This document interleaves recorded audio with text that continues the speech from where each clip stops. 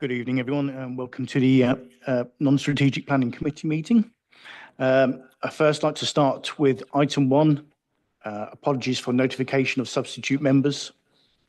Can you just do your laptop, Damon?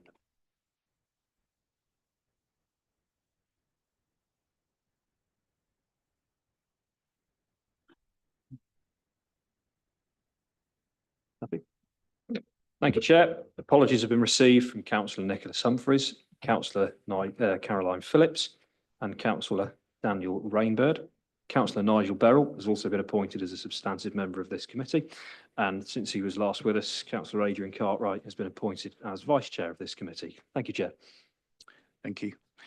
Sorry, Chair. Item 2, declarations of interest. Do any members of the committee have any declarations of interest in any of the items under consideration at this meeting? Sorry, I don't have a declaration of interest, but I believe Councillor Moona Kali had attempted to send her apologies. One of her children is unwell. Okay, thank you. Anything else? Nope. Item 3, minutes. Do we confirm that the minutes of the meeting of the committee held on the 3rd of July are a correct record? Yes. Yes. Shall I sign off?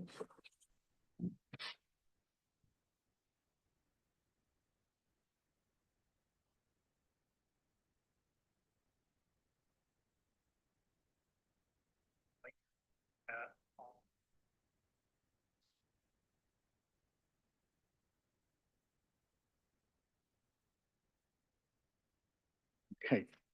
Item 4, Chair's announcements. Members of the public are permitted to film, broadcast and report on the meeting, subject to the efficient running of the meeting and not being affected. Only those people who have registered in line with the committee's speaking procedure may address the committee. Members of the public are requested not to call out during the committee's discussions on any items. Anybody who repeatedly disrupts the meeting may be asked to leave. All speakers will have 3 minutes in which to make their statements, except where Chair's discretion has been applied, and are asked to remain seated after they have addressed the committee to answer any questions the committee may have. This meeting is being webcast on the Council's corporate YouTube channel. Therefore, when speaking, please speak clearly and concisely into your microphone at all times. There are no planned fire drills, so if the alarm does sound, evacuation instructions will be given by Democratic Services. Please ensure that any devices are switched off or on silent mode. For the benefit of the public watching, I will now introduce the top table, starting at my furthest right. Good afternoon. My name's Sian Webb. I'm Principal Lawyer of Planning and Highways. Thank you. Thank you, Chair. Richard Woods, Democratic Services Officer for the Council. I'm Councillor John East, Councillor for the Dallington Spencer Ward and Chair of the Committee. Simon Ellis, Head of Development Management. Emma McDowell, Development Management Team Leader in the North area. Chris Bates, Principal Plan Officer in the South Team. Okay, item 5, proposed pre-committee site visits. For any items requiring a site visit that are due to be heard on the 7th of August meeting of the committee, such visits will be held at 10 a.m. on Tuesday, the 5th of August, and the details will be circulated by Democratic Services in due course. I now move on to item 6, land off Barbie Road, Kilsby. Now, before I start, I will now hand over to Sian Webb for a legal opinion.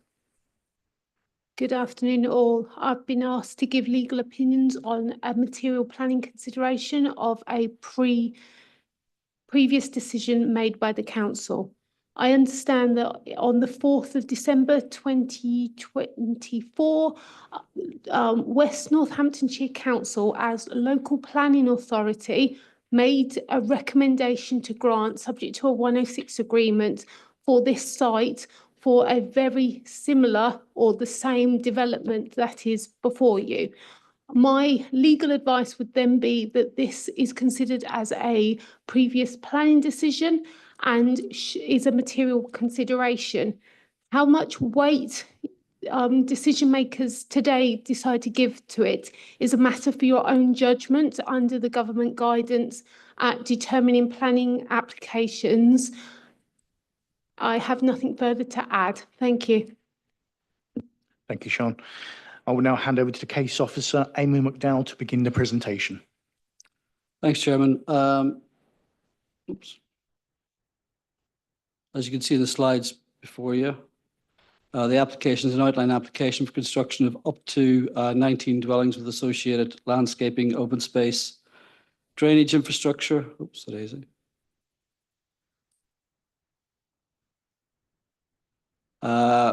And associated works. I'm not going to go into the report in a lot more detail than previously discussed, other than to say the application has now been the subject of site visit. Those members who visited the site on Tuesday will have seen for themselves the context of the site in terms of its surroundings, its relationship to the village, and the relationship to the access road into and out of the village.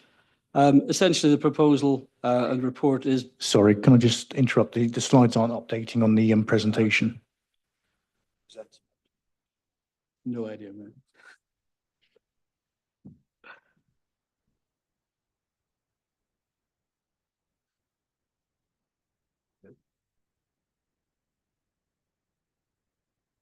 Which buttons up and down?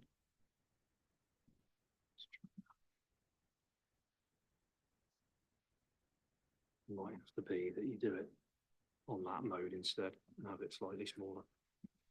Okay. That will. Okay. Okay. Something. Okay. Yeah.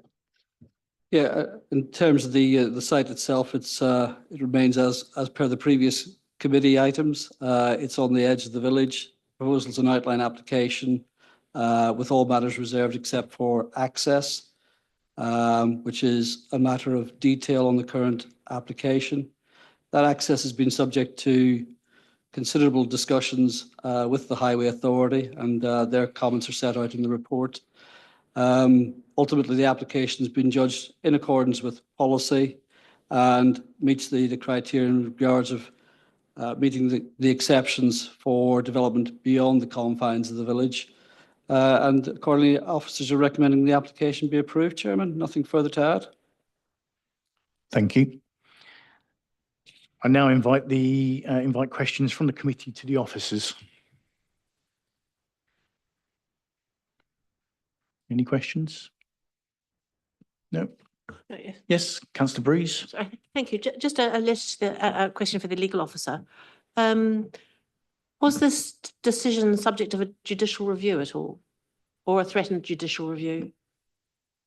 The December decision, I think. Through Chair, sorry, Simon.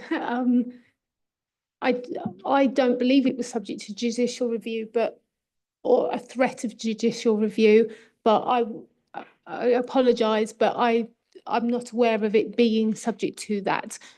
Mr. Ellis, could you correct me if I've mistakenly advised the council? Yeah, procedurally, there can't be a judicial review until there is a determination of the planning application, and that won't be until the section 106 is completed, or until there's a decision tonight to refuse planning permission. Councillor Frost. Just to clarify then, why is it coming? Why is it back here? Why is it back for committee?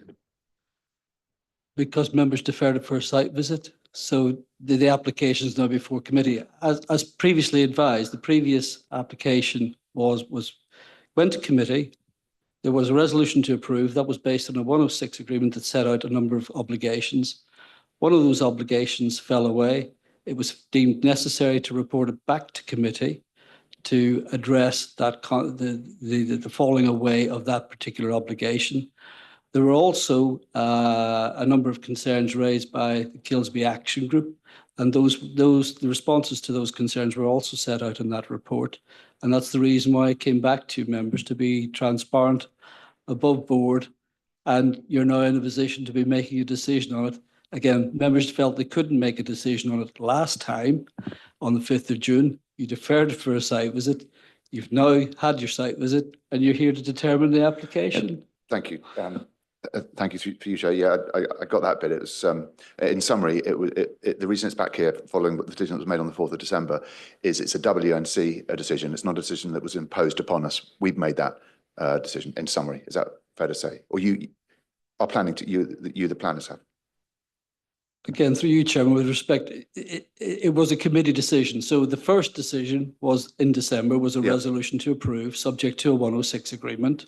One of those obligations fell away. It was deemed necessary to bring it back to you at committee. You considered that on the 5th of June. Sure. You also considered the concerns raised by local residents via the Kilsby Action Group. That was all contained in the report. You looked at that, you felt, well, we can't really make a decision on it, so let's have a site visit. You had that site visit on Tuesday, and here we are. Yeah. Thank you. Any further questions? Okay, now we move to public speaking in the following order. Ian Gidley on behalf of the Kilsby Action Group.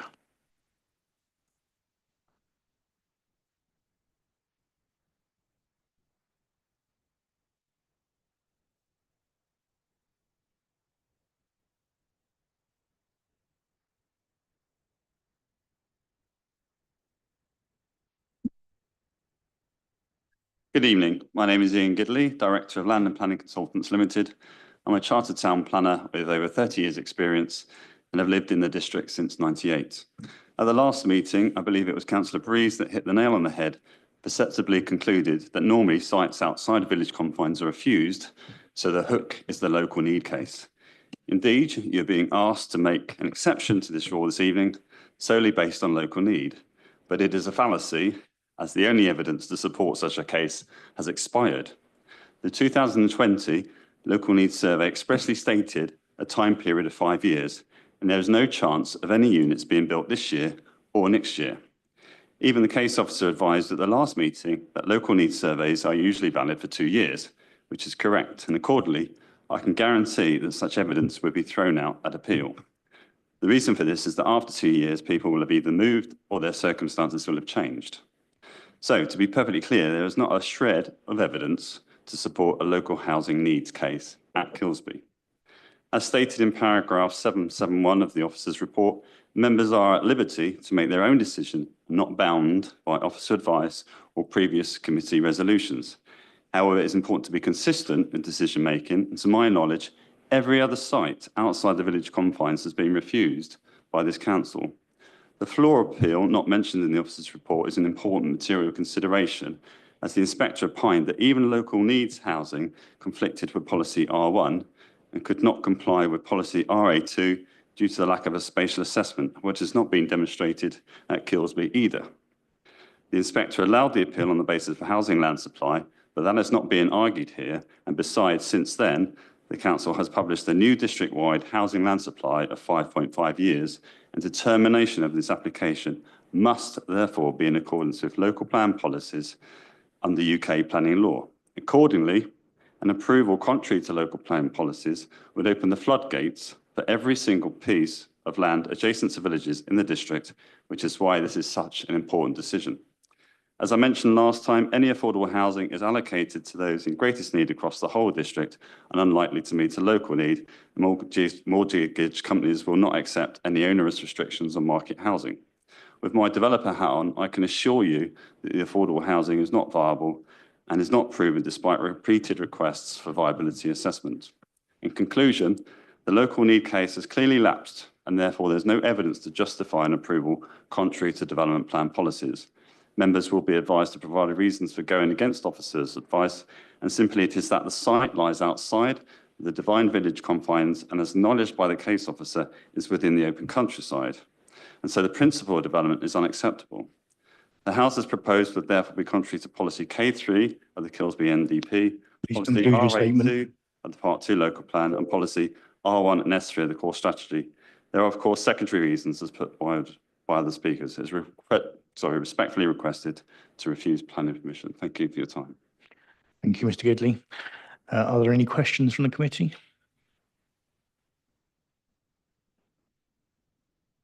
No, well, thank you very much, Mr. Gidley. I now call on Andrew Farrier, a local resident.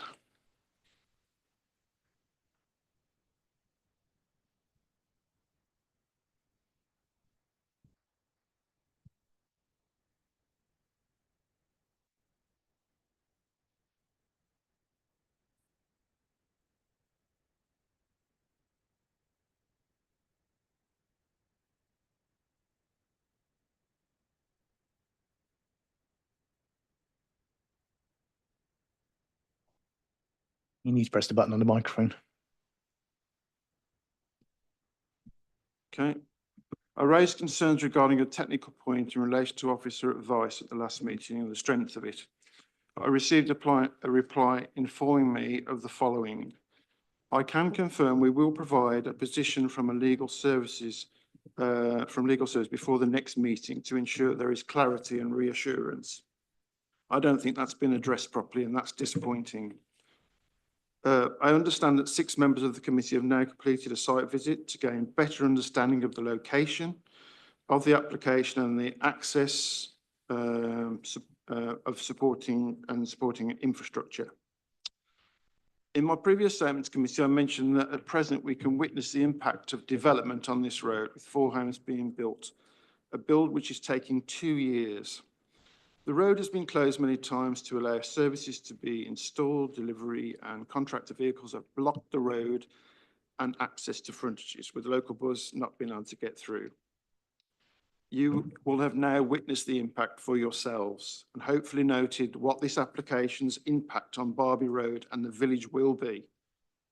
I hope you have the vision to see the potential impact of the placement of the proposed entrance and the increased risk to highway safety. I informed the committee at the last meeting, Mr. O'Dell refused my application for an in and out drive for the house that adjoins this land. Highways claimed introducing another entry point onto this road was dangerous. Yet here we are today raising no objection. More than 60 vehicle movements daily will not be an issue. And I'll say it again, policies change, but basic laws of safety do not. If it was unsafe then, it must be unsafe now. I'm aware you were accompanied on the visit by Mr. O'Dowell, who I gather spoke at some length. I understand the need to point out the entrance and the geographical parts of the site, but I don't understand why this could not have been done by someone that's not recommended approval. I sincerely hope you were all allowed to draw your own conclusions without officer influence.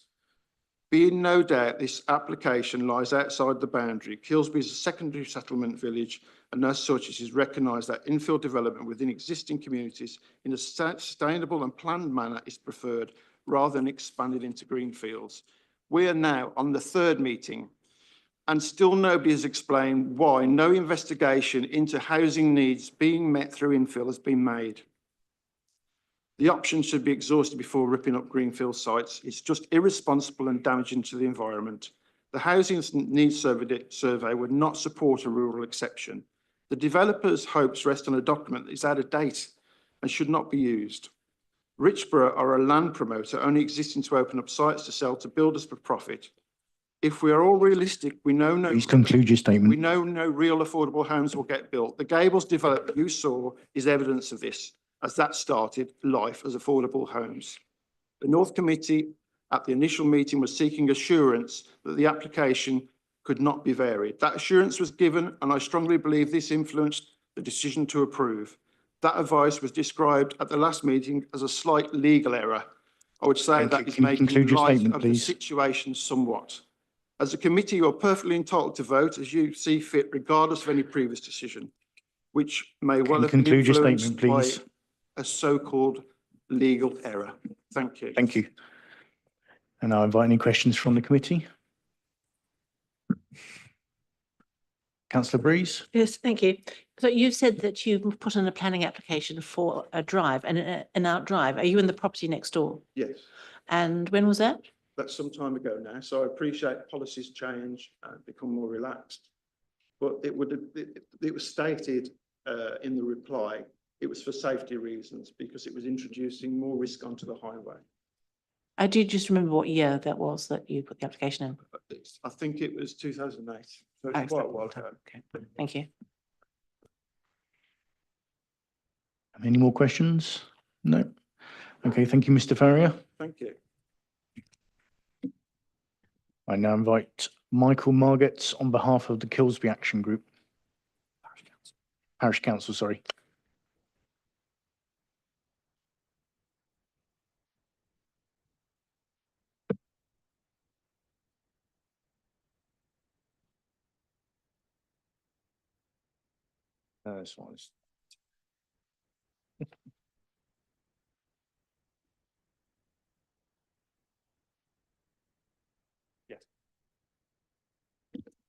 I'm Michael Margetts. I'm here on behalf of the Kelsey Parish Council to confirm our unanimous objection to this persistent application.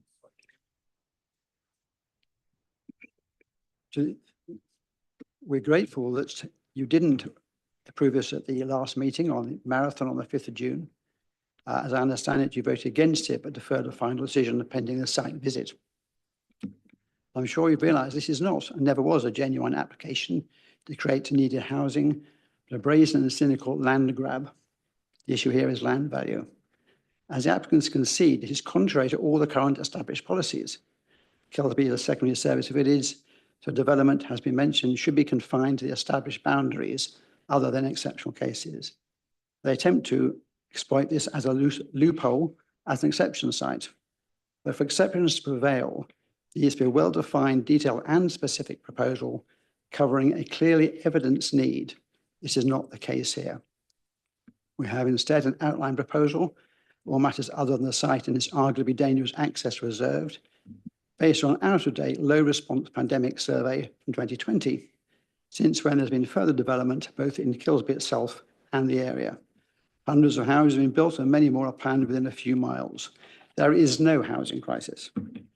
You can have no confidence that any subsequent development would bear anything other than a partial evidence, the wishful vistas in Richborough's imaginary presentation. The pasture targeted, as you've seen, is an essential part of the green space around the village, preserving its character and environment. The proposal is not sustainable. Development would put extra strain upon the current utilities, transport system and the limited facilities of Kilsby. The village has welcomed considerable development over recent years, but has now reached its natural limits. We remain mystified as to why the planning officer continues to recommend approval, but we certainly do not agree. The decision is yours, of course. We sincerely hope that you will continue to support the democratically determined planning policies, the ward councillors, the parish council, and the hundreds of residents who objected, and confirm your rejection of this perverse application, rather than approve it for a bunch of land speculators who have no interest in or concern for the community of Kilsby or the wider area.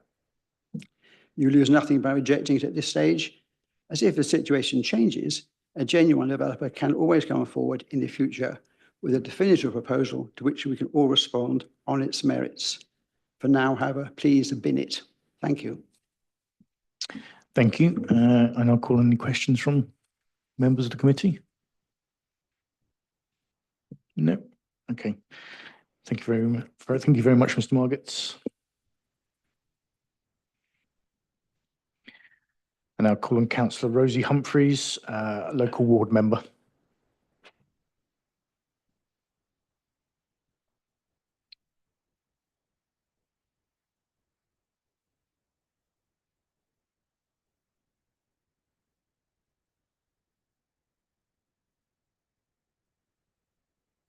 Thank you. Good evening. I hope that members who attended the site visit on Tuesday now have a clearer idea why 239 local people have submitted objections to this proposed development and why local residents, ward councillors and the Kilsby Action Group request that members reject this proposal. There are three robust planning reasons to justify refusal. Firstly, the law. Planning applications have to be determined according to the development plan unless material considerations indicate otherwise. This proposal is in conflict with the most up-to-date policy, the Kilsby Neighbourhood Development Plan Review, which, as it is the most recent policy, should be given the greatest weight. Nor does the proposal satisfy the local plan RA2B2 criteria. The 2020 survey cannot now be said to be up to date, and there's been no attempt to see if any purported need can be satisfied within the village confines. Reason 2, housing policies in the Neighbourhood Development Plan Review, while requiring proposal to have regard to the 2020 Housing Needs Survey or subsequent ones, also require local need to be accommodated within the confines of the village. The examiner stated that it was reasonable to assume that there'll be some windfall supply of homes during the plan period, in addition to extant permissions boosting the supply of available homes. The review NDP places no cap or limit on the number of homes that can be provided within the existing confines, and the examiner saw no demonstration that needs cannot be met within the village. Indeed, since the Housing Needs Survey of 2020, 5 new homes have been constructed within the village. Reason 3, the loss of greenfield land beyond the village confines will cause more than some harm, as judged by the case officer. The Kilsby NDP review refers to the essential protection provided by its surrounding countryside from incursions from Durft and housing expansion from Rugby, Daventry, and perhaps in future Barbie. Given the village's proximity to Rugby and Durft, this protection is fundamental. The heritage response highlights view 5 as identified through the conservation area appraisal process as being an important view which highlights the historic and architectural interest of the Kilsby conservation area. Also, it says the ridge and furrow on the application site should now be considered as a non-designated heritage asset, which is a material consideration in any planning assessment. The case officer has only referred to the archaeology which makes no response and makes no objections, not the positive contribution that the open fields in which the application site sits makes to the setting of Kilsby, as identified by the Conservation Area Appraisal Management Plan. This is not, in conclusion, it's not a modest extension of the village, but major development in open countryside.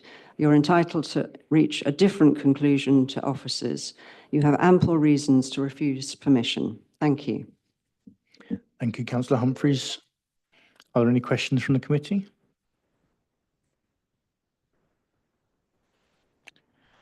Councillor Cartwright. Thank you, Chair. It does say in the report that the application has taken into account provisions of policy RA2B, part 2 of the local plan, which allows development outside the confines of the secondary service villages subject to satisfying the criteria therein, and they think they've done that. Why do you say no?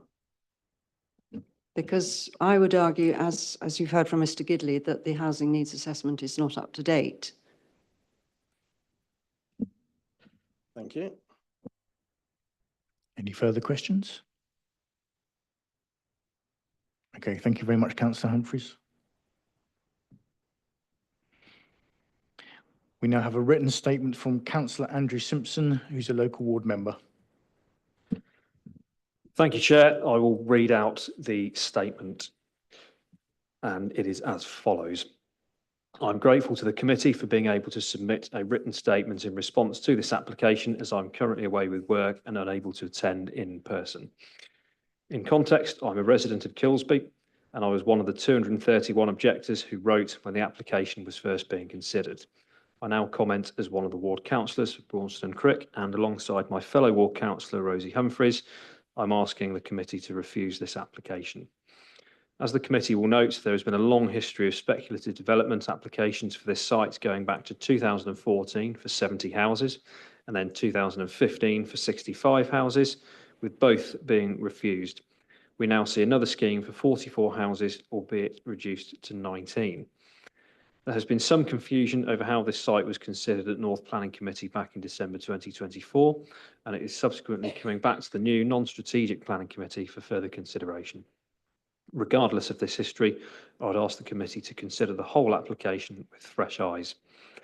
Under the heading West North Hants Planning Policy, Kilsby is defined as a secondary service village under policy RA2 of part 2 of the local plan, which states that to ensure spatial distribution of development, there is no justification for further development allocation, and that the development should be within the confines of the village and scale appropriate to the village. As the appropriate development lies outside of the confines of the village and is a development on valuable greenfield site, then there must be exceptional circumstances to approve it. There are no such exceptional circumstances. Policy RA2 gives potential circumstances that could justify an exception. These are an up-to-date housing needs survey, one being that an up-to-date housing needs survey or assessment has identified the need for more homes, but Kilsby's housing needs survey was done in 2020 and then identified 14 market homes being required. Since then, there has been a new development of 4 detached homes nearing completion on the opposite this site, and for councillors who make the site visit on Tuesday, you may have noticed that several houses in the village are for sale. I counted 15 for sale boards on a tour of the village. In the Daventry area, there is also an excess of the 5-year housing needs supply, and the housing requirement for rural areas has already been met. There is no need for further development in Kilsby. Notwithstanding that Kilsby is also within a couple of miles of the Halton development across the border in Rugby, Warwickshire, which is seeing up to 6,200 new homes being built. The last Kilsby Neighbourhood Plan Review in June 2022 did not update the 2020 Housing Needs Survey or specify additional housing requirements. And in conclusion to that point, there is not an up-to-date housing need that causes an exceptional case in relation to policy RA2 for the additional 19 houses to be provided. Under the heading provides additional economic benefit, another exception would be that the development is required to support an essential local service or to provide additional economic benefit. Whilst the village supports 2 pubs, a church and a community shop, the primary school is currently oversubscribed. With no healthcare services based on the village, residents of the proposed development would have to travel to Rugby or Daventry for local employment, healthcare, shopping or leisure facilities. And in conclusion of that point, there is no economic benefit or support for an essential service that this development would provide. Excuse me. Under Transport and Infrastructure, Policy S1(D) of the West Northamptonshire Local Plan, Emerging Local Plan, recognises the unique challenges faced by rural areas in West Northamptonshire and the need for development to enhance transport and infrastructure deficits. This development doesn't bring any such benefits to Kilsby or the area. In fact, quite the contrary, as the development would put further strain on local services. It would create more dependency on car transport, and so is contrary to the West Northants Council's new local transport plan adopted in March 2025. And because of its location outside of the village, it would likely increase the volume of traffic on already busy roads.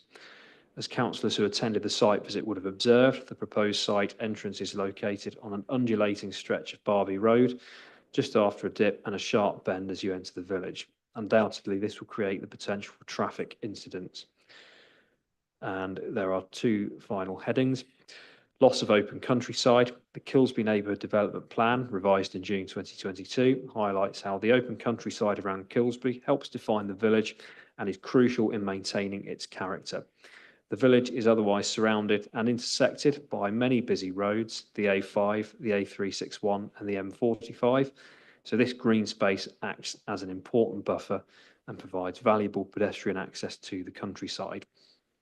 As the Kilsby Neighbourhood Development Plan states, the green fields surrounding the village create a distinct boundary which ensures the integrity of the village and offers essential protection from the incursions of Durft and houses expansion from Rugby, Daventry and Barbie.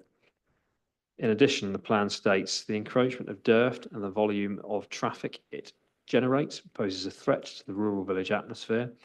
To prevent further erosion of this, it is imperative that any future development is both sustainable and the size and type that enhances rather than destroys the essential character of Kilsby. If approved, this development will start the principle of development into green space around the village and along the Barbie Road. Granted, the committee can only consider the application before it, but the history of applications for this site and the fact that the original application was for 44 houses perhaps shows the true ambitions of the developer for this area. Councillors who attended the site visit on Tuesday could see that additional land surrounds the site, which would more than likely come forward for development in the future once the principle of developing here has been established. The development presents an unacceptable loss of open space, which is of particular significance to the form and character of Kilsby, and which would, if lost, result in substantial harm to the setting of the village.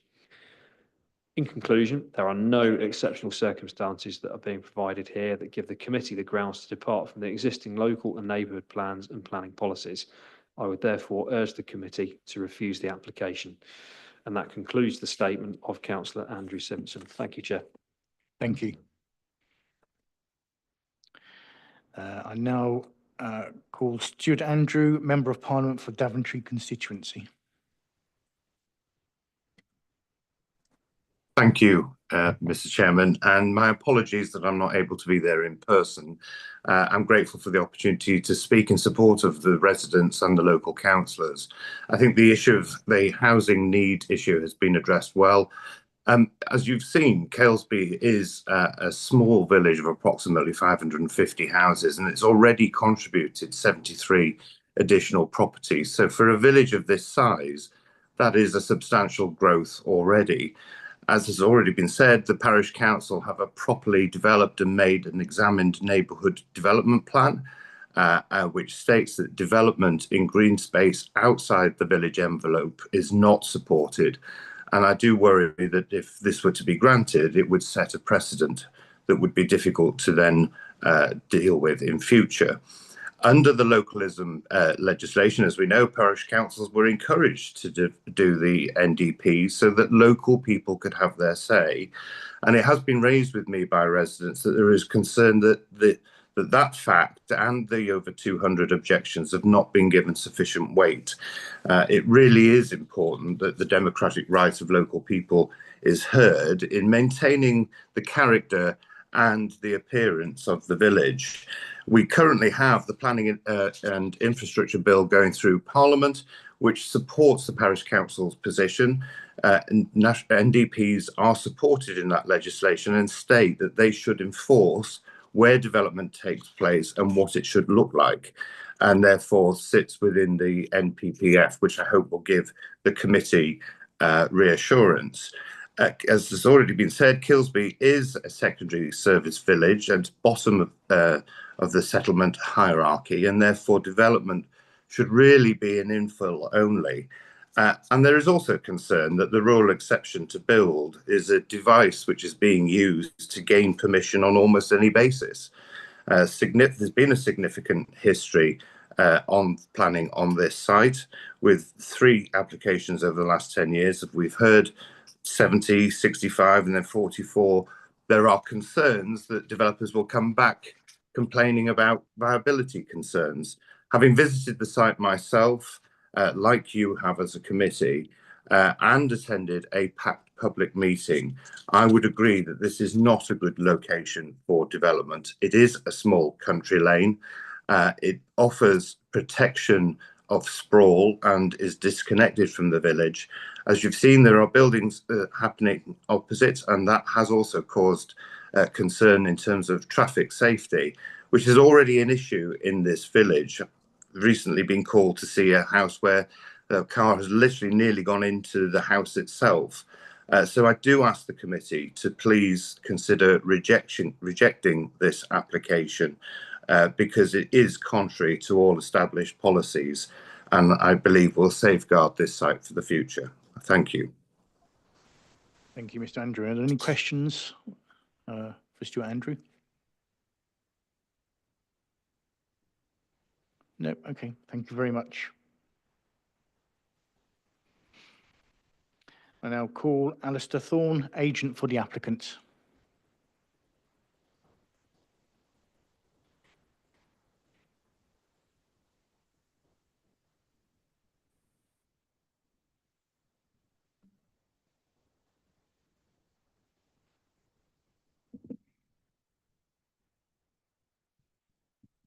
Good evening, members. My name is Alistair Avila-Thorne, and I'm an Associate Director at Marans. I'm very pleased to speak once again in support of the proposals on behalf of the applicant. I again welcome your officer's conclusions that the proposal represents sustainable development, will meet identified local housing needs, and should therefore be approved in accordance with the previous Planning Committee decision from December 2024. The application was deferred for a site visit on the previous committee meeting in June to enable consideration of highway safety impacts for the proposed access arrangements to be assessed by members. I would reiterate that the Local Highways Authority has fully assessed the proposal and concluded that there would not be an unacceptable impact on highway safety as a result of this development. In reaching this decision, highways officers have previously visited site and considered the submission of further highways information from third parties. It is therefore clear that there is no technical reason for the application is unacceptable in highways terms, and that the submission of a further road safety audit was undertaken in advance of the December 2024 committee, with the Local Highways Authority confirming their acceptance of its conclusions. As articulated at the June committee, the application has been brought back, and as you've heard this evening, has been brought back to committee as a result of an amended planning obligation request from the Clinical Commission Group, who are no longer seeking a healthcare contribution on the basis that sufficient primary care capacity currently exists. No other material considerations have been raised, and the officer's recommendation remains unchanged. The officer's report sets out that the previous resolution of the North Planning Committee on the 4th of December 2024 is a significant material consideration in the determination of the application, notwithstanding the officer's conclusion that the application is compliant with local policy. Policy RA2 expressly accepts development outside of settlement limits based on a number of circumstances. This includes a part 2, where the development would clearly meet an identified local housing need, where it is demonstrated that this could not otherwise be met within the defined village confines. It has been clearly evidenced within the application that insufficient sites are available within the tightly drawn settlement boundary to meet these needs, and no proposals have come forward to do so today. The proposed housing mix is set out within condition 19, and the Section 106 agreement will ensure that a local connections criteria is applied to both market and affordable homes. This will ensure that the subsequent reserve matters application will retain the alignment with the identified local housing need mix, and all properties will be first available to local people. There are no technical objections from any statutory consultees subject to the Section 106 agreement and conditions. I would highlight that the lead local flood authority consider the proposal to be acceptable, and no objections have been raised in respect of landscape ecology, heritage or archaeology. The proposal will deliver a number of material benefits, including the provision of affordable housing, of which there is an acute need in the Daventry area and West Northamptonshire more widely. The proposal will also provide jobs associated with the construction of the homes, new expenditure for local services, deliver a biodiversity net gain, and the creation of a new footpath along a section of Barkby Road, reflecting the aspirations of the neighbourhood plan. I therefore respectfully request members support the officer's recommendation and that reached at the previous planning committee in December, and approve the application subject to the signing of the Section 106 agreement. Thank you. Thank you. Are there any questions for Mr. Thorne? Councillor Frost. Thank you, Chair. I'm just wondering, have you done sort of community engagement reviews and briefings to get the feeling of people living locally, and if so, how did you get on? We haven't done anything since the application was submitted, which is obviously some time ago, but we've obviously been seeing the comments that have been received on the website as well. So, and obviously, speaking at committee as well. So we do understand how people feel. Obviously, our applications is in, and we consider it to be a suitable application. Officers agree with that as through the report. So, but I do understand that there is local objections. As through you, Chair, has anyone supported you? Has anyone come to you supporting your plans? Yeah, I think not all of the comments have been objections. There have been. All right. There obviously is more objections than there has been support. You can see that on the website, but not everything has been objections. And final question, Chair, if I may, the housing needs survey that you're suggesting should be used to justify the exceptional nature of this application. It's out of date, isn't it? Well, it's the latest evidence. I know it's 2020. I'm sure I'll be corrected if wrong, but I think is it the glossary to the local plan part 2 talks about a sort of 3-year period up to the submission of the application. You can rely on that. We were within that period. It's taken a long time to get the application determined. We were at committee in December, which was 8 months ago. We were ready for committee in midway through last year, a year ago. So it's still the latest evidence. The neighbour plan relies on it again. It's the latest evidence that we have in front of us. And final question. I visited along with some other people here at the site on Tuesday, and even if the housing needs survey wasn't out of date, I saw the 4 homes that are well under construction. So even if the housing needs survey was within sort of validation period or whatever, 4 of those houses have been built anyway. So I'm wondering, I'm still struggling to see how can you just elaborate a little bit more on how you're meeting the housing need, because I'm confused. Thank you. Yes. So there was the local housing needs survey was more than the 19 homes we're proposing. So so some of those dwellings we sort of discounted, but the provision for those homes, there would need to be the way the council assesses that you meet local housing need is there needs to be this agreement through the Section 106 agreement for it for even the market homes to be local market units. So that's with provision through the Section 106. I don't believe there was in that case anyway, but the housing needs survey included more than the 19 homes that we're proposing. On the report, it says on page 38, it says there are 19. Our proposal's for 19. Yeah. I'm talking about the housing needs survey. So that housing needs survey. So if you're on page 19, the housing needs survey, 3-bed homes, there's 3, and there's not in our proposal. So there's more in housing needs survey than the 19 we're proposing. Thank you. Any further questions?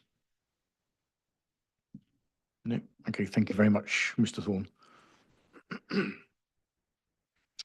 Okay, at this point, I'd like to ask if there are any points the officers wish to come back on. None, Chairman. Okay, thank you. So at this point now we move to the committee to debate the application before you.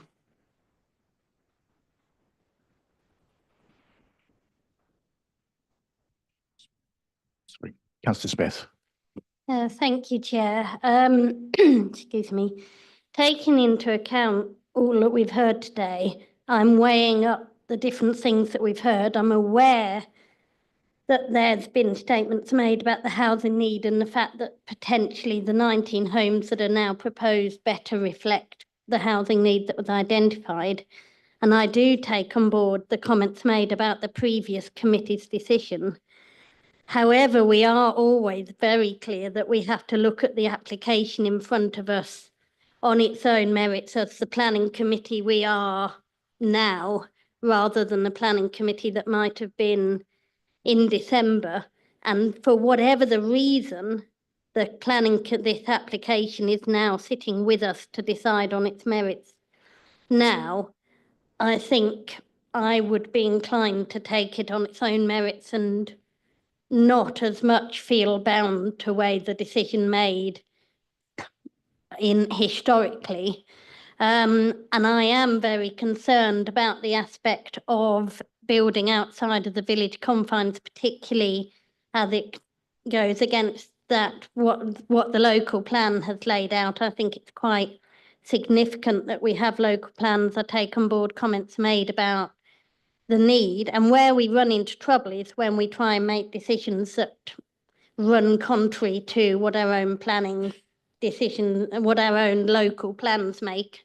And that's when we can't defend them. And I feel if there is a local plan that's made very clear, not just for this application, but prior to this application regarding all issues, that there should not be development outside the village confines, I feel inclined to put weight on that. And I feel that's a decision that we could defend on the basis that it exists in a previous planning document that's not just comments people have made about one particular application. It's a development principle. Thank you. Councillor Cartwright. Yeah, thank you, Chair. I'm conscious, again, of building outside the confines of the village. However, there's been a lot of talk about infilling first. Yet I keep poring over the aerial view of the village, and I can't see where anyone would realistically want anyone to infill on there. You know, you're talking in front of people's houses, cutting some of their garden. I see no mention. I hear infill, but I see no mention of where that infill could be. Does anyone have any other knowledge on that? Thank you very much, Councillor Cartwright. Anyone else? Joe, is it worth, I spoke to Eamon about this on Tuesday. Eamon, do you think it's worth just touching on how these housing reviews come to pass? Because it is slightly puzzling, isn't it, that you know, we've had the experience of this in Staverton. The questionnaires go out and people say, oh, I'd quite like a bungalow, or I'd quite like a whatever. That's just not the way they're constructed. This, in my experience, I'm really interested in your view. It sort of happens quite a lot. People can say, oh, I quite fancy a house, but that doesn't necessarily mean there's a place within the confines to build it. I'm waffling a bit, but what do you think? Is that a question for the officer? Yeah, I just thought it would be useful to for the committee to get an understanding as to how villages can sometimes find themselves with a housing need, but there often isn't anywhere to put them. For Councillor Cartwright's benefit, and perhaps for others, is this worth spending 30 seconds just talking about, or not? I mean, do you want to come back on that? Through you, Chairman, I don't know what I'm being asked. I mean, the application is the application before us. The issue is whether or not what weight you give to a housing. Well, let's go back to the start. The planning policy, the Part 2 local plan allows for, you've got a hierarchy of villages. RA2 allows for development both within the confines of the village and outside the confines of the village. Outside the confines of the village, it's subject to certain criteria, housing, land supply, the housing needs survey, etc. Whether it's inside or outside the village, you've got RA2C, which seeks to protect the character and form of the village. So the debate, as I see it, is really down to what weight you give to the housing needs survey. You've heard arguments both for and against what weight you should apply to that. And the second issue, which really is one for members who visited the site and seen the context of the site, is what impact that development has on the form and character of the village, the residential community, etc. So that's the application before you. I can't comment on what sites may or may not come forward within the village itself. I can only deal with the application before you. You can only grapple with the application before you. You've had the benefit of a site visit. You've had the benefit of listening to representations for and against the application. And really, members, it's your decision now. That's very helpful. Thank you. Thank you. Does anybody else wish to add anything? Councillor Breeze? Thank you. I did go on the site visit and actually I too are looking at the map, Google Maps, I presume, Councillor Cartwright. And I have to say it's very difficult to form a view about what land would be available because the context is everything, and a bird's eye view that we're looking at superficially. I don't know that I could put much weight behind that. I think Councillor Smith spoke very eloquently actually about the issue that we have here, and my big problem is that there's a very clear local development plan. There is a Daventry local plan. There's a good number of years, I understand, on the local housing supply, which is considerable weight. And this is greenfield outside the village confines on a difficult road. I find it very difficult to support this application, and I think I'm with Councillor Smith in finding very few reasons to support the application. Thank you. Okay. Anything further from anyone? Okay. Okay, so does anyone wish to move on a proposal for this? Let's find out where they are then. I'll propose that we accept the proposal as is. Okay. Do on we the have any officer's seconders? recommendations. Does anybody second this? Okay, Councillor McMurtry. Yep. Okay, I'd be happy to second. thank you. You wish to conclude? Thank you, Chair. So the proposal from Councillor Cartwright is to accept the officer's recommendation for approval, and that is seconded by Councillor McMurtry. Over to you, Chair, to move to the vote. Okay, thank you. And, okay, so can we show hands in favour of the proposal from Councillor Cartwright? That's two. Those against? Any abstentions? One. Okay, so that's motion lost there. Okay, so any sort of counter proposals from the committee? Councillor Smith, any seconders?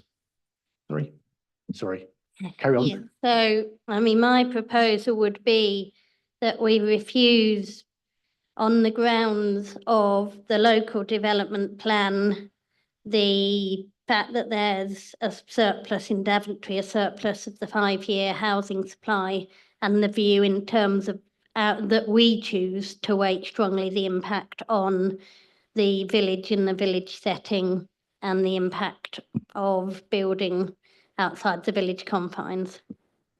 Okay, do we have a seconder for that proposal? I'll be able to second that. Okay, thank you, Councillor Tarbin. Okay, so do you wish to summarise? Thank you, Chair. Before we move to the vote, we just need to clarify some policy references as well. So to put this into context for Councillor Smith, I believe that's policy RA2B2, and I stand to be corrected by the planners if required, of the Daventry District Settlements and Countryside Part 2 local plan, in that the development is outside the village confines and does not meet any of the exceptions criteria set out in that plan. I'm not familiar entirely with Daventry's planning policies, so if I could defer to the officers on the policy references for the housing land supply issue, we can work that into the reason. Thank you, Chair. Again, as indicated, Chair, through you, policy RA2B sets out the criteria for development outside the confines of the village. And from what members are saying, you've got a 5-year land supply and you're not accepting of the housing needs survey. That's what I'm hearing in the debate. And as regards RA2C, their criteria within that sets in terms of protecting the form and character of the village and other aspects which are set out in the report. But yeah, you can rely on that particular policy. Your speakers referred to other policies in the neighbourhood plan. Kilsby neighbourhood plan K3, I believe, was referenced. And again, I'll look to you members whether or not that's something you wish to be included in the reasons for refusal. Yes, please. Yep. Summarise. Okay, so if we summarise then the proposal from Councillor Smith, that the policy, the proposal is contrary to policy RA2B of the Daventry District Settlements and Countryside Local Plan Part 2, owing to the fact that it is outside the village confines and does not meet any of the exceptions criteria. It's policy to contrary to policy to RA2C, and the proposal does not enhance the character or form of the village, and is contrary to the Kilsby Neighbourhood Development Plan, in that there is not an identified housing need within the village of Kilsby for this development. Does that summarise adequately your proposal, Councillor? Yeah, I feel so. Thank you. Thank you. Over to you, Chair, for a second. Okay, so we move on the proposal from Councillor Smith. So those in favour? Oh, did Councillor Tarbone?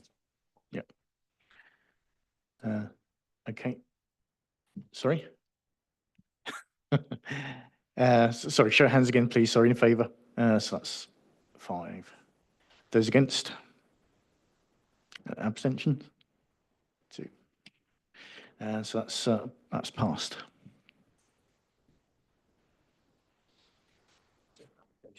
Yep. Application has been refused.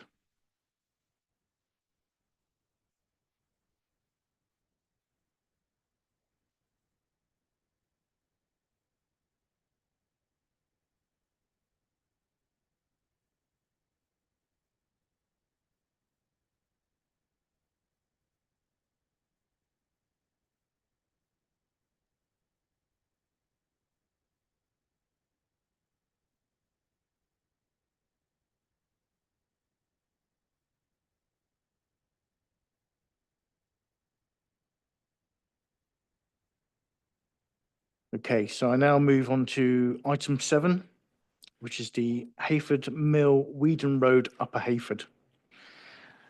I will now hand over to the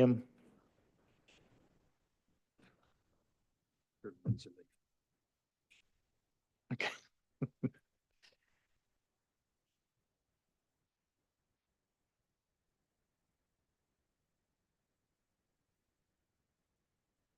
Just preparing the presentation.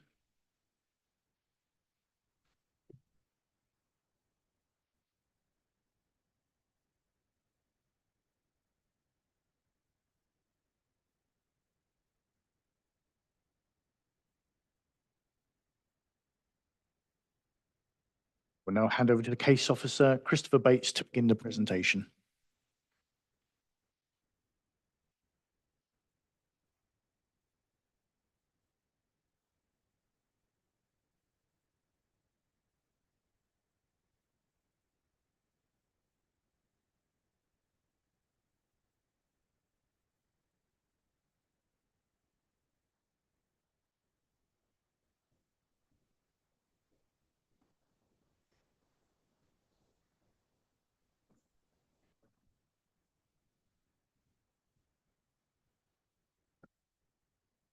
Thank you, Chair. Application at Hayford Mill in Upper Hayford. This development proposes a new Southport dwelling and associated works. As the site equates to over 1 hectare, and owing to the scheme, the council scheme and delegation, all types of development are required to be reported to planning committee under the current constitution. The application site on your screen is located outside of the assessment boundary of Upper Hayford and within the urban countryside. The site is accessed off Main Road, which is in close proximity to both the A45 and the M1 to the north. The site currently comprises arable farmland with land levels falling gently from the north to south. Access is from the north and will follow an existing track down to the site for the proposed dwelling. Notable points of interest include the River Nain and a public right of way to the south of the application site. On your screen is the flood zone designation. As you can see, the dwelling is in flood zone 1 with flood zone 2 and 3 to the north and west respectively. As alluded to, the application site falls outside of any designated settlement boundary and within the countryside, where development is generally existed owing to its sustainable principles. There are exemptions in which the council can allow development in such locations, and this is set out in the committee report. For the benefit of members, this application seeks for compliance with paragraph 84, part E of the NPPF, in that it will meet both criteria. First, it must be truly outstanding, and second, it must significantly enhance its immediate setting and be sensitive to the local area.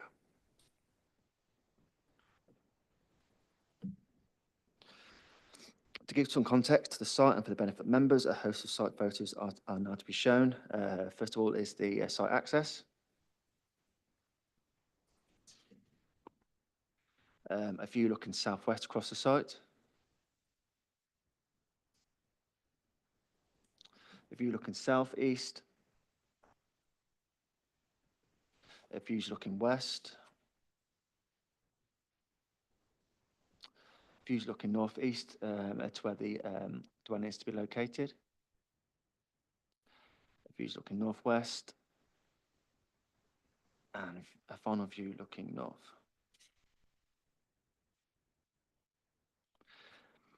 In terms of the proposed site plan, as shown on the screen, the proposed site plan details the general configuration of the building to the north of the site with appropriate landscaping and wetlands. The wetlands is to be engineered through the diversion of the stream to the west. The outline of the dwelling is more clearly defined in this plan. Likewise, is the landscaping and wetland detailing, with details of these provided in the committee report once again. This plan in particular emphasises the change in landscape from a generally poor and utilised farmland to one which is rich in vegetation and biodiversity enhancements through such transformation. Regards to the proposed elevations, the form of the building rises gently out the landscape at either end with abstracted triangulated geometries up to a shallow peak. The principal elevation is finished in a weathered corten with deep reveals introduced in the building envelope as a passive means of reducing overheating in summer, while it still allows sunlight penetration in the winter. There's also to be a natural swimming pool to the front. The roof is to be covered in grass, which regresses into the surrounding landscape at either end of the building. Following discussion with the agent, the overall ridge height was reduced by approximately 300 mil to allow a more natural transition into either end of the dwelling, so that the roof height subsides into the natural landscape.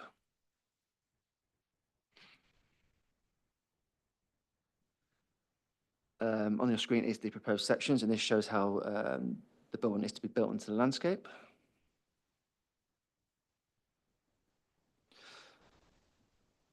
The development consists of a 5-bed dwelling spanning approximately 670 square meters, inclusive of a living family room, a kitchen and study, alongside entertainment areas situated in the basement level. Here's the basement and roof plans on your screen. The applicant has provided host of visual conceptions to illustrate how the design would come forward on the site. Whilst the design in isolation is very unusual, it is quite captivating and interesting and does hold notable appeal.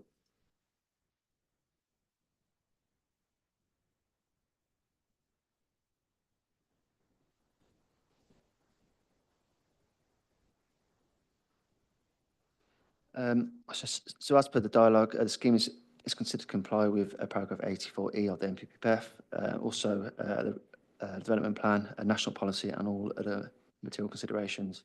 Officer recommendation is to grant permission, subject to conditions as set out in draft decision notice appended to the committee report. Thank you, Chair. Thank you. Okay, so are there any questions from the committee for the officers? No, okay. I now move to, oh, sorry, Councillor There Breeze. was one question. Is this an application from an architect who's going to build it and sell it, or from somebody who's proposing to live in it? The applicant is prepared to live in it, yeah. Okay, thank you. It's going to be a self-built dwelling. Oh, okay, yeah, of course, yes. Any further questions? No. Okay. I now move to public speaking in the following order. Sean Slater on behalf of Upper Hayford Parish Meeting.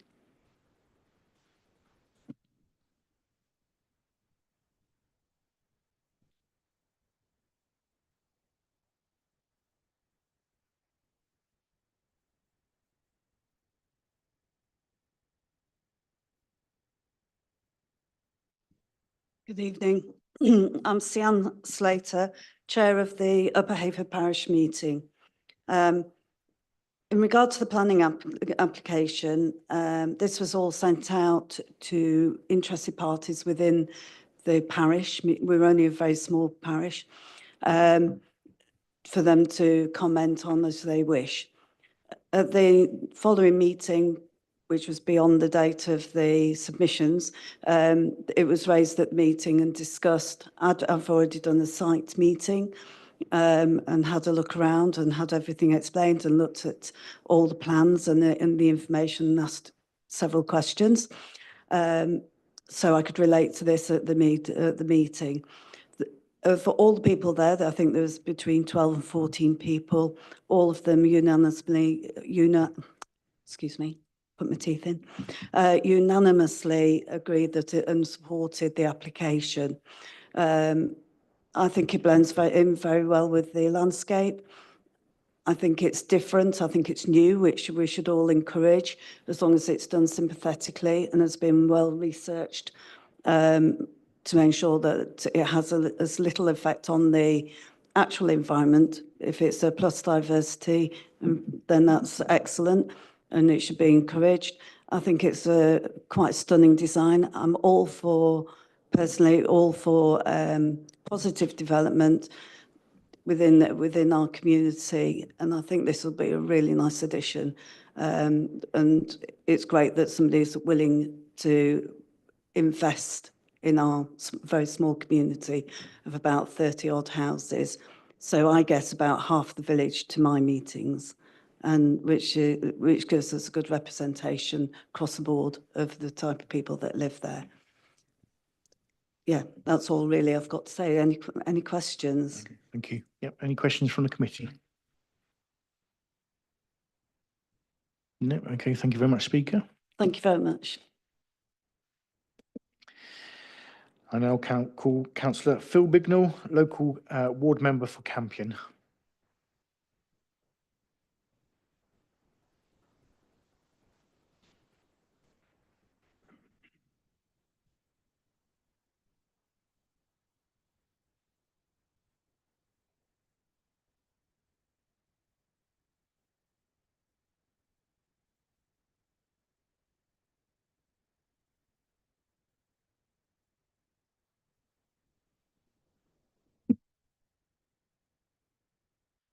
Okay, I'm speaking as ward member for this application. I've been involved with this applicant as a councillor for many years, from when he renovated a nearby derelict Grade 2 watermill into a wonderful residence, sympathetic to surroundings, built to a very high standard and much admired by walkers passing by on the nearby Nen Valley Way footpath. It has always been the applicant's ambition to build a home for his family, which is of exceptional quality and sympathetic with its surroundings, enhances it, and is what I would probably call an eco house. Paragraph 84 of the MPPF allows for such a building to be built in the open countryside. And this is what this application is, and its unique qualities enhances the housing stock of the district, and as such should be welcomed, as not many paragraph 84 houses are built or proposed locally. The building, as you saw, consists of 2 wings joined centrally by a recessed lobby area. The building is capped by a green roof, has natural ponds in the front, which are fed by an adjacent stream. All forms of modern energy management are incorporated into the structure, with a net result of 1,008% biodiversity gain, which must be applauded. This application was submitted over a year ago, and due to the complexity and thoroughness of its examination, it has taken this long to reach this committee. So you can be assured all elements of it have been thoroughly tested. Please bear in mind that no consultees have raised any objections to this proposal. The WNC Design Officer and the WNC Landscaping Officer support this application due to the fact this is a design of exceptional quality, as does the local parish council. I therefore ask members to support the officer's recommendation for approval and allow this very special family home to be built. Thank you. Thank you. Are there any questions from the committee? No. Okay, thank you, Councillor Bignell. I now call Nick Bryden, agent for the applicant.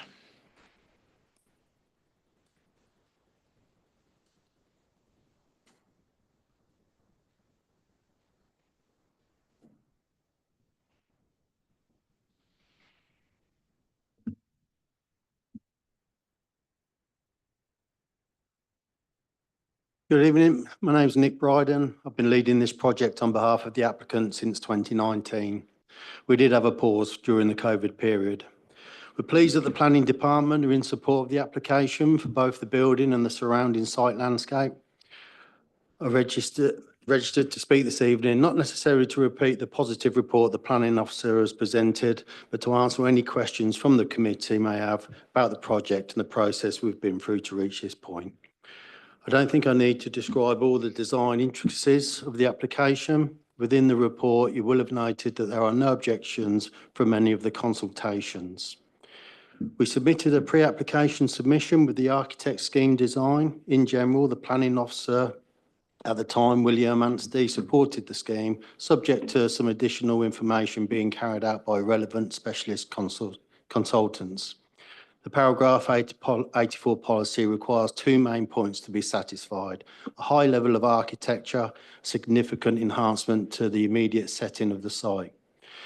The applicant engaged the following consultants to provide the required information for the application to be carefully considered: PHP Architects, award-winning local architects; Blackwell Consulting Engineers; Quartet Design, landscape architects; Nicholson's Ecological Consultants; Tom Livingston, Flood Risk and Development Consultant; Souterrain Archaeological Services; Magnitude Surveys, Geophysics Surveyors; Rantec Sound and Environmental Consultants. The case officer makes reference in his report that an external design panel should have been engaged to independently appraise the scheme prior to submission. This was indeed the case back in 2020, as the local authority did not have the in-house professionals to review an architectural design in detail. This changed when the local authority employed Raj Shahu, a qualified architect, to be the in-house design consultant. It was also considered that the original pre-application submission response gave us the brief for what information was required for a detailed application. The option of an external design review at the applicant's expense was offered on 2 occasions to the local authority during the planning process, but it was concluded that the scheme did indeed have the architectural merit required to satisfy the planning policy. We walked the site with Raj and Michael Venton, the council's landscape specialist. The conclusion of the site meeting enabled both parties to support the application fully. Since the submission was registered in June 24, We've engaged with Christopher, the planning officer, to provide answers on a technical level as to why the scheme was developed into its current form. Some of these have been due to changes in building regulations. Some of them have been due to responses from the consultations. I welcome any questions from the committee members. Thank you. Any questions? Councillor Cartwright. Yeah, thank you, Chair. Can I just confirm this is a fully environmental, it'll be pressure tested heat transfer systems, that sort of Yeah, thing? absolutely. And it's got the, ground source heat pumps and all Yeah. that sort of thing. Because of the sort of architectural mode, we're not covering it in solar panels and things like that. So it's got a living roof and things like that. But where possible, it allows the eco technology included. Thank you very much. Any further questions? Councillor Breeze? Thank you. Just one observation, looking at the site, is how close it is to both the M1 and the A45. And I'm just thinking from a noise point of view, do you need to take any sort of mitigating measures? Yeah, Presumably so one of the consultants, which is Rantec, they've done sound testing, so they put their equipment on the site. They recorded the noise levels over a period of 48 hours during the week. There's a mention of it in Christopher's report that, you know, it will change if you have like a farming or whatever, but that's the same for any village. So when you look at all the housing that's being built in and around Northampton at the minute, we're a lot further away from the motorway than a lot of the estates that are being approved. You'd have seen on the site plan as well, effectively the back of the house, between the house and what is the main road, there's a whole bank of planting that's going along there. So whilst it's been sound tested now, it will only be reduced. Well, you know, I mean, take a while for the trees to mature, but all of that's within the design. I'm just thinking this is a great one to have a site visit when it's built. It will be. Any further questions? No? Okay, thank you very much. And I'll ask the officers if there are any points they wish to come back to. No, Chair. Thank you. Okay, over to the committee to debate the application before them. Thank you, Chair. Yeah, I think this is a great project by the look of it. I'm tempted to be all for it. Don't know if anybody feels differently, but. Councillor Smith? Yeah, thank you. Just wanted to comment on how positive it is to have a site before us that is actively enhancing the countryside in which it sits, improving biodiversity, having a positive impact on the environment, improving the area, tackling some of the challenges that come on in terms of how we increase biodiversity and creates a positive relationship with its surroundings, with existing residents. And it's the impact of what happens when development is driven by a love from for the area rather than other sort of motives. And I think that's an incredibly positive thing to look at and a real pleasure to be in favour of. Okay, thank you, Councillor Smith. Anyone else wish to add to? Yep, Councillor Beryl. Yeah, I think paragraph 84, paragraph 84 needs to be looked at, obviously in its own individual merit, and I can't see anything negative about this at all. It's tucked away, it doesn't affect anyone whatsoever. So yeah, and all I've heard so far is positive opinions on this development. Thank you, Chair. Okay, any further? Okay, do we wish to move to a proposal at this stage? Yep, Councillor Cartwright. Thank you, Chair. Yes, I propose we accept the proposal as is. And you wish to second that? Okay, thank you, Councillor Smith. So do you wish to summarise? Thank you, Chair. So proposed by Councillor Cartwright, and obviously seconded by Councillor Smith, that the committee approve the application subject to the conditions set out in the report. Thank you, Chair. Okay, so we'll take a vote on this. All those in favour of the proposal? And it's unanimous. Thank you very much. That's application approved. Thank you.